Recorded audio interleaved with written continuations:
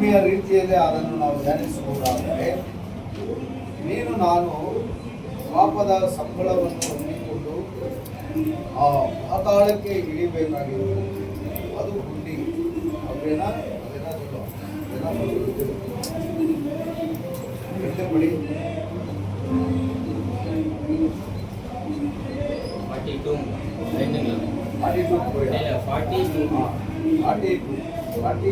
42 plus 2. He drew me up from the pit of the destruction, out of the very bog, and set my feet on top. அங்கே அல்வான்னு எதனா சொல்லப்படுதா? அதுக்கு என்ன சொல்லுது இங்கிலீஷில்? பிட்டு. இது பிட்டு நம்ம எங்கே பார்க்கணும் தெரியுமா?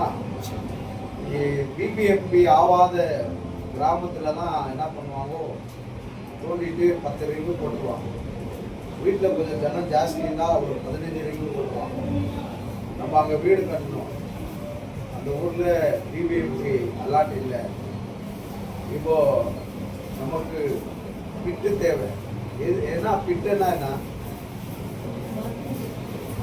நம்ம நல்லா சாப்பிட்றோம் தெரியுமா? வேஸ்டா? அது வேஸ்டா? அது சேகரிக்கிறது தான் பிட்டு. இங்கிலீஷில் வந்து மிச்ச பாஷையில் சேம்பர் அது சொல்லலாம் இல்லையா? நாங்கள் கட்டும் போது கூட நாங்கள் ஒரு 4 பேர் கூட நிறைய வேணும், நிறைய வருஷத்துக்கு அது யூஸ் ஆகுது வந்து 12 ரிங்கு போட்டு வச்சுக்கணும். அதுக்கே 30,000 ரூபாய் செலவு பண்ணிக்கணும். இப்போ இல்லை, அது மூடப்பட்டு. வேதம் சொல்லுது, பிட்டில் இருந்த நம்மளை ஆண்டவர் காப்பாற்றினார். அல்லேலூயா. பிட்டில் இருந்த நம்மளை என்ன பண்ணார்? ஆண்டவர் காப்பாற்றி இருக்கிறார். அல்லேலூயா. ஆவிக்குரிய விஷயத்துல அதை நம்ம பார்க்கும்போது, பிட்டனா ஒரு பள்ளம் என்ற அர்த்தம். இங்க சொல்லுது நாசனத குண்டி. நாம் செய்த பாவத்துக்கு தண்டனை அனுபவிச்சு நரகத்துக்குள்ள தண்டனை நமக்கு. எங்க நரகம் எங்க இருக்கும்? பள்ளத்துக்குள்ள தான் இருக்கும். பாத்தாளம் எங்க இருக்கும்? பள்ளமா இருக்கும். அதுக்குள்ள எரியிற நெருப்பின் கந்தகம் அந்த இடத்துல இருக்கும். அந்த இடத்துல போய் நாம் நாசம் அடைய வேண்டிய இடத்துல இயேசு நமக்காக வந்து, அவருக்கு நல்லா தெரியும் இவன் பாவி, இவன் பாவத்தை விட முடியாது, இவனால தவறு செய்யாத இருக்க முடியாது. ஏன்னா இவன் ரத்தத்திலே சரீரத்திலே பாவம் ஓடி நிற்குது. இவன் மிஞ்சி பாவம் செய்வான். ஆனாலும் இவன் நரகத்தை, அந்த பள்ளத்துக்குள்ள, நரகம் என்ற அந்த பள்ளத்துக்குள்ள போகக்கூடாது என்று ஆண்டவர் என்ன செய்தாராம்? நீ நான் போக வேண்டிய நரகம், நீ நான் அடைய வேண்டிய தண்டனை அவர் வந்து அனுபவிச்சு தீர்த்து என்ன பண்ணார் தெரியுமா? மறுபடி பாதாளத்துக்கு போனார். அவர் மரித்து 3ஆவது நாள் உயிர் தெழுறதுக்கு முன்னாடி அவர் ஆவி பாதாளத்துக்கு போய் என்ன பண்ண, அங்க இருக்கிற பாதாளத்துல இருக்கிற பழைய உடன்படிக்கை, பழைய ஏற்பாடின் காலத்தில் இருக்கிற பரிசுத்தவான்களுக்கு சுவிசேஷம் சொல்லப்பட்டது. ஆமென். பரிசுத்தவான்களுக்கு, பாவிகளுக்கு அந்த இடத்துல சுவிசேஷம் சொல்லப்பட்டது. அந்த ஆத்மாக ரட்சிக்கப்பட்டாங்க. அல்லேலூயா. ஏன்னா ஆண்டவர் ஒருவனும் கிட்டு போகிறது ஆண்டவருடைய சித்தம் அல்ல. அப்படின்னா நரகத்துக்கு போறது ஆண்டவருடைய சித்தம் அல்ல. இப்போ ஆல்ரெடி இயேசு அதை சொல்லி செய்யறதுக்கு முன்னாடி போயிட்டாங்க. சிலர் மனசாட்சி காலத்துல பாவம்னா என்னன்னு தெரியாத செஞ்சுட்டு போயிட்டாங்க. ஆனா இன்னைக்கு பாவம்னா என்னன்னு தெரிஞ்சு பாவம் செய்யறவனுக்காகவும், பாவமே என்னன்னு தெரியாத பாவம் செஞ்சவனுக்காகவும் அவரே என்ன பண்ணிட்டாரு? அந்த குழியிலேருந்து நம்மளை என்ன பண்ணிட்டாரு? தூக்கிட்டார். ஆமென். ஹல்லேலூயா. அங்க பேதுரு புஸ்தகத்துல சொல்லுது, அவர் மரித்து, பேதுரு புஸ்தகம் பேதுரு புஸ்தகம் 7 பார்த்தா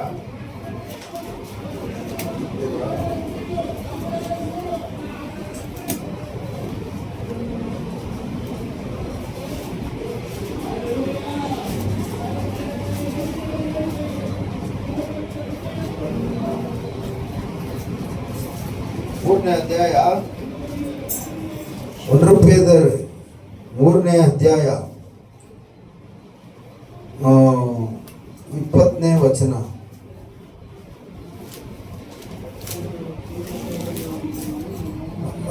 ಅಲ್ಲಿಂದ ಓದಿ 18 ಕೆಳಗಡೆಯಿಂದ ಓದಿ. ಆತನು ಶರೀರ ಸಂಬಂಧದಲ್ಲಿ ಕೊಲ್ಲಲ್ಪಟ್ಟನು, ಆತ್ಮ ಸಂಬಂಧದಲ್ಲಿ ತಿರುಗಿ ಬದುಕುವನಾದನು. ಇದಲ್ಲದೆ ಆತನು ಆತ್ಮ ಸ್ವರೂಪನಾಗಿ ಸೆರೆಯಲ್ಲಿದ್ದ ಆತ್ಮಗಳ ಬಳಿಗೆ, ಅಂದರೆ ಪೂರ್ವ ಕಾಲದಲ್ಲಿ ನೋಹನು ನಾವೆಯನ್ನು ಕಟ್ಟಿಸುತ್ತಿರಲು ದೇವರು ದೀರ್ಘ ಶಾಂತಿಯಿಂದ ಕಾದಿದ್ದಾಗ ಆತನಿಗೆ ಇದ್ದವರ ಬಳಿಗೆ ಹೋಗಿ ಸುವಾರ್ತೆಯನ್ನು ಸಾರಿದನು. ಆ ನಾವೆಯೊಳಗೆ ಕೆಲವರು, ಅಂದರೆ 8 ಜನರು ಸೇರಿ ನೀರಿನ ಮೂಲಕ ರಕ್ಷಣೆ ಹೊಂದಿದರು. ಇವರು 8 ಜನ ಮೊದಲೇ ರಕ್ಷಣೆ ಹೊಂದ್ಬಿಟ್ರು ನೀರಿನ ಮೂಲಕ.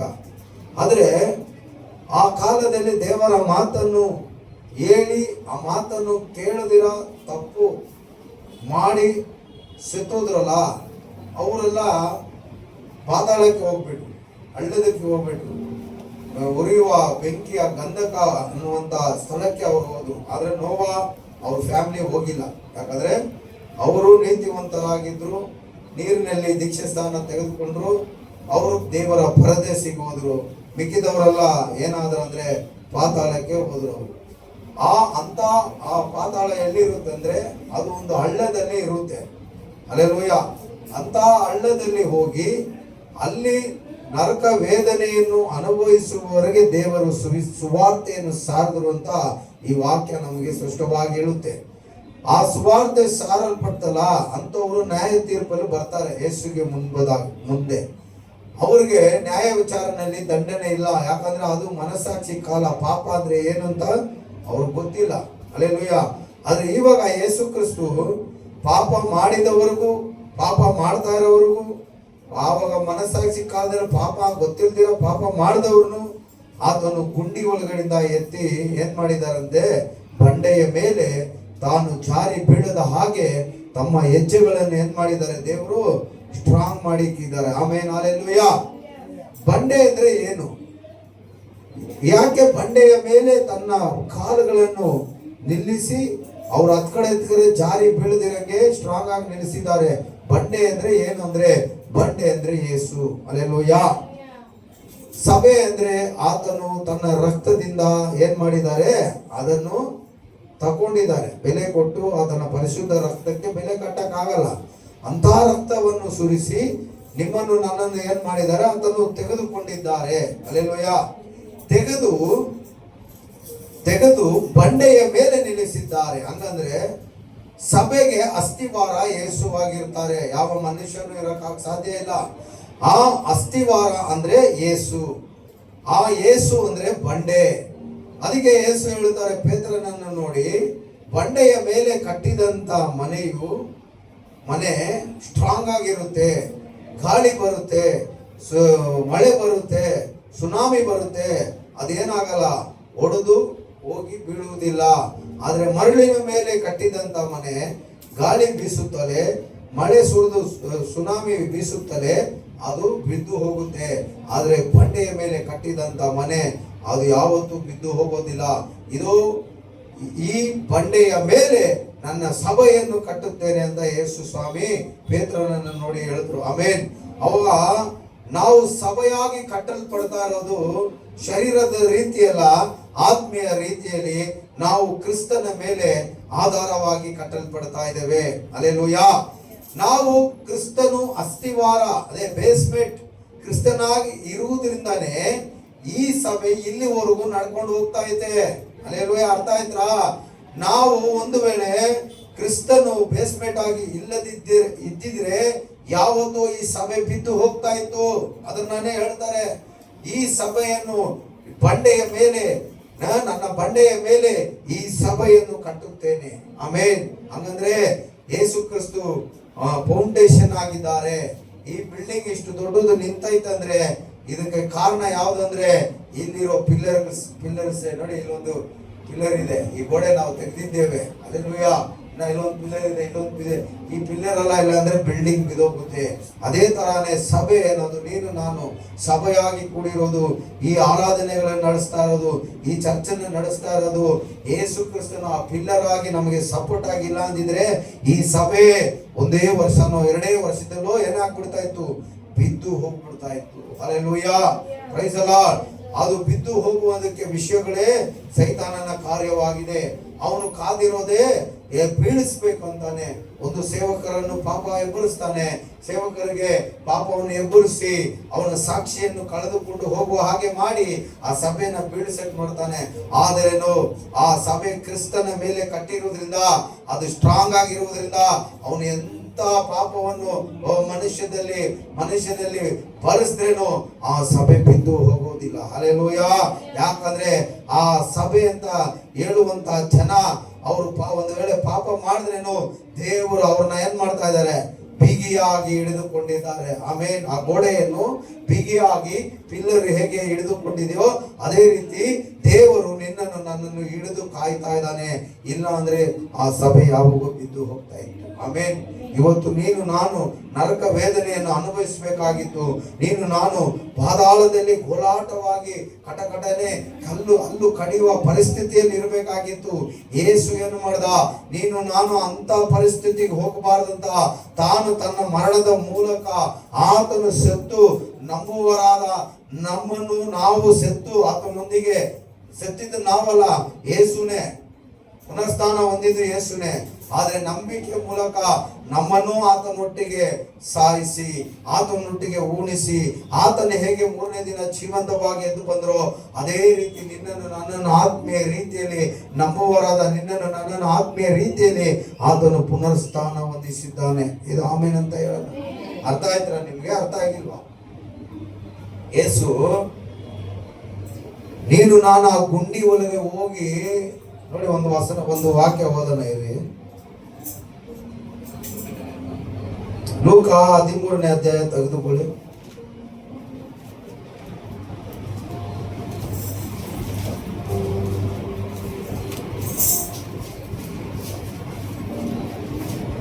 ಲೂಕ 13ನೇ ಅಧ್ಯಾಯದಲ್ಲಿ 27 ಅನಿಸ್ತದೆ.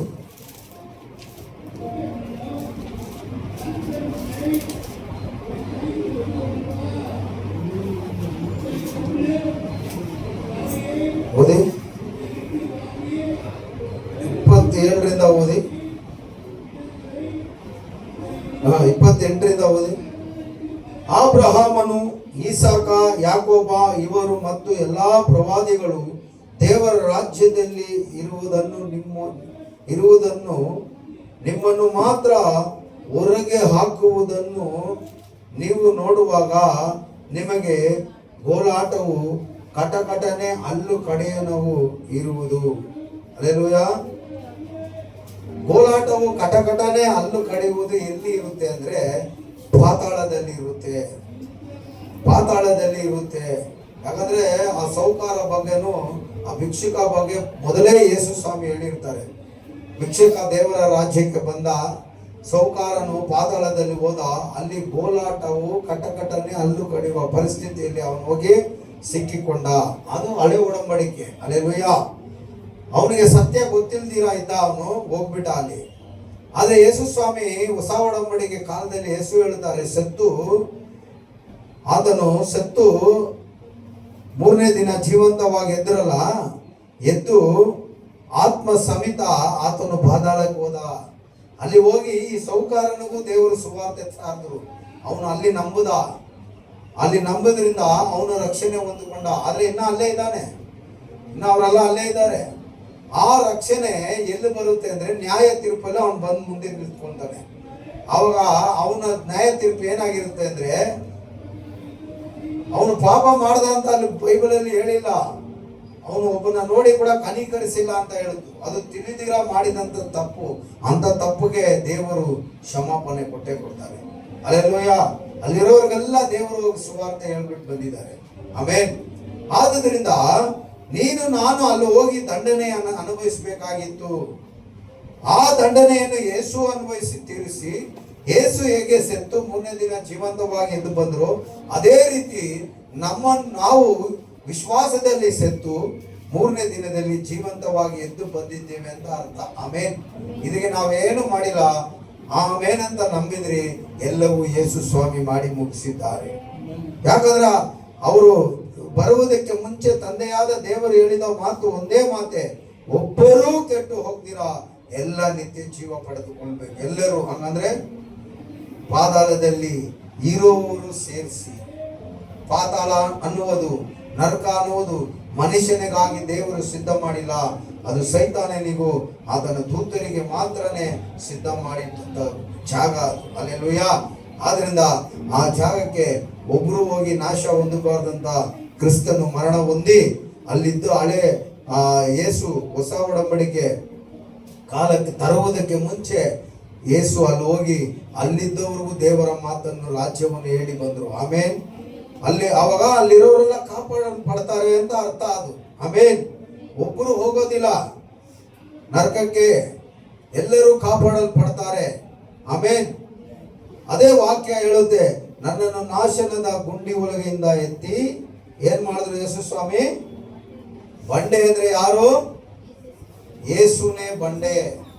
ಮೋಶೆ ಇಸ್ರೇಲ್ ಜನರನ್ನು ಕರ್ಕೊಂಡು ಬರುವಾಗ ಮರಳು ಕಾಡಿಗೆ ಬರುವಾಗ ಮರಳು ಕಾಡಂದ್ರೆ ಅಲ್ಲಿ ಬೆಟ್ಟಗಳು ಇರುತ್ತೆ, ಮರ ಗಿಡಗಳು ಇರಲ್ಲ. ಅಂತ ಬಿಸಿಲು ಇರುವಂತ ಜಾಗ, ಸುಡುವಂತ ಬಿಸಿಲು. ಅಂತ ಜಾಗಕ್ಕೆ ಜನರು ಬರುವಾಗ ಮೋಶೆಗೆ ಬೈತಾರೆ, ನಮ್ಮ ಹತ್ರ ಊಟ ಇತ್ತು ಖಾಲಿ, ನೀರಿತ್ತು ಖಾಲಿ, ಇಂಥ ಜಾಗಕ್ಕೆ ತಗೊಂಡು ಬಂದಿದ್ಯಾ, ನಾವು ಇಲ್ಲಿ ಬಂದು ಸುಟ್ಟು ಸಾಯೋ ಬದಲು ಅಲ್ಲೇ ಅವನಿಗೆ ಗುಲಾಮರಾಗಿದ್ದು ಕಷ್ಟಪಟ್ಟು 3 ಹೊತ್ತು ತಿನ್ಕೊಂಡು ನೆಮ್ಮದಿ ಆಗಿದ್ರಿ ಅಂತ ಬೈಯಕ್ಕೂ ಹೊಡೆಯಕ್ಕೂ ಹೋಗ್ತಾರೆ.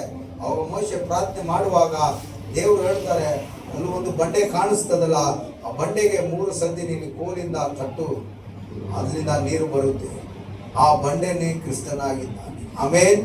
ಯೇಸುನೇ ಬಂಡೆ ಆಗಿ ರೂಪಿಸಿಕೊಂಡು ಅಲ್ಲಿ ಆತನು ಕಾಣಿಸಲ್ಪಡುತ್ತಾನೆ. ಆ ಬಂಡೆಗೆ 3 ಸತಿ ಕೋಲಿಂದ ತಟ್ಟುವಾಗ ಬಂಡೆ ಸೀಳಿ ನೀರು ಬರುತ್ತೆ. ಅಷ್ಟು ಜನವು ಕುಡಿದು ತನ್ನ ಕುರಿ ದನ ಎಲ್ಲದಕ್ಕೂ ಕುಡಿಸಿ ತೃಪ್ತಿ ಹೊಂದಿದ್ರು ಅಂತ ಹೇಳಲ್ಪಡುತ್ತೆ. ಅದೇ ಬಂಡೆ ಮೇಲೆನೆ ಈ ಸಭೆ ಕಟ್ಟಲ್ಪಡ್ತಾ ಇದೆ. ಹಲ್ಲೆಲೂಯಾ. ಆದ್ರಿಂದ 9 ವರ್ಷ ಆಗ್ತಾ ಕೂಡ ಈ ಸಭೆ ಇನ್ನೂ ಬಿದ್ದು ಹೋಗಿಲ್ಲ. ಬೇಕಾದ್ರೆ ಫಾಸ್ಟ್ ಹೇಳಿರ್ಬೋದು, ಸೇವೆ ಬಿಟ್ಕೊಡ್ತೀನಿ, ನನ್ನ ಕೈಯಲ್ಲಿ ಆಗಲ್ಲ, ಹಂಗೆ ಅಂತ ಕೂಡ ಹೇಳಿರ್ಬೋದು. ಆದ್ರೆ ಇದು ಎಲ್ಲಿ ಕಟ್ಟಲ್ಪಟ್ಟಿದೆ ಅಂದ್ರೆ ಬೇಸ್ಮೆಂಟ್ ಯಾವ್ದಂದ್ರೆ ಯೇಸುವಾಗಿದ್ದಾರೆ. ಅಲ್ಲಿ ಇರುವುದರಿಂದ ಇದು ನಾನು ಬಾಯಿಂದ ಹೇಳ್ಬೋದು, ಆದ್ರೆ ಬೀಳಕ್ಕೆ ಚಾನ್ಸಸ್ಸೇ ಇಲ್ಲ. ಆಮೇನ್. Praise the Lord. ಜನ ಇಲ್ಲ, ಜನ ಬಿಟ್ಟು ಹೋದ್ರು, ನಾನು ಚರ್ಚೆ ನಡೆಸಲ್ಲ ಅಂತ ಈ ಬಾಯಿಂದ ನನ್ನ ಶರೀರ ರೀತಿಯಲ್ಲಿ ನಾನು ಹೇಳಿದ್ರೆ ಕೂಡ ಆತ್ಮ ರೀತಿಯಲ್ಲಿ ದೇವರು ಆತನ ಮೇಲೆ ಈ ಸಭೆಯನ್ನು ಕಟ್ಟುತ್ತಾ ಇದ್ದಾರೆ. ಆಮೇನ್. இந்த கல்லின் மேல் என் சபையை கற்றேன், பாதாளத்தின் கோல் வாசல் அதை மேற்கொள்ளாது. இந்த கல்லின் மேல் என் சபையை கட்டுவேன், பாதாளத்தின் வாசல் அதை மேற்கொள்ளாதே. அப்படின்னா ஆண்டவர் சபையை கட்டுறாரு, பாதாளம் இருக்குது பள்ளம், அதை நம்மை மேற்கொள்ளாது. ஆமென். அதுதான் இந்த தாவீது இப்படி எழுதுறாரு, ನನ್ನನ್ನು ನಾಶನದ ಗುಂಡಿ ಒಳಗೆಯಿಂದ ಎತ್ತಿ, ಕೆಸರಿನಲ್ಲಿಂದ ಎತ್ತಿ, ಬಂಡೆಯ ಮೇಲೆ ನನ್ನ ಕಾಲನ್ನು ದೃಢವಾಗಿ ಇಡುವ ಹಾಗೆ ದೇವರು ಮಾಡಿದ್ದಾನೆ. ಆಮೇನ್. ಇವತ್ತು ನಾವು ಶರೀರದ ರೀತಿಯಲ್ಲಿ ನಾವು ಸಭೆ ನಡೆಸ್ತಾ ಇದೀವಾ, ಇಲ್ಲ ಆತ್ಮೀಯ ರೀತಿಯಲ್ಲಿ ನಾವು ಸಭೆ ನಡೆಸ್ತಾ ಇದೀವಾ ಅಂತ ನಾವು ನೋಡುವಾಗ ಸಭೆ ಅನ್ನೋದು ಆತ್ಮೀಯ ರೀತಿಯಲ್ಲಿ ನಡೆಸ್ಕೊಂಡು ಹೋಗ್ತಾ ಇದೆ. ಆಮೇನ್. ಅದನ್ನು ನಡೆಸುವುದು ಮನುಷ್ಯನಲ್ಲ, ಸಾಕ್ಷಾತ್ ದೇವರೇ. ಆಮೇನ್. ಆ ಸಭೆಗಾಗಿ ಏನ್ ಮಾಡಿದ್ದಾರೆ ದೇವರು? ತಮ್ಮ ರಕ್ತವನ್ನು ಸುರಿಸಿ ತಮ್ಮ ಪ್ರಾಣವನ್ನೇ ತ್ಯಾಗ ಮಾಡಿ ನಮಗೂ ಪುನರ್ಸ್ಥಾನ, ಅಂದ್ರೆ ನಾವು ಸತ್ರೆ ಜೀವಂತವಾಗಿ ಎದ್ದೊಳ್ತೇವೆ ಅಂತ ವಾಗ್ದಾನವು ದೇವರು ನೀಡಿದ್ದಾರೆ. ಆಮೇನ್. ಹಲ್ಲೆಲೂಯಾ. ಆಮೇನ್ ಅಂತ ಹೇಳೋಣ. ಸಾಕು ಕೀರ್ತನೆ. ನಾವು ಮೆಸೇಜ್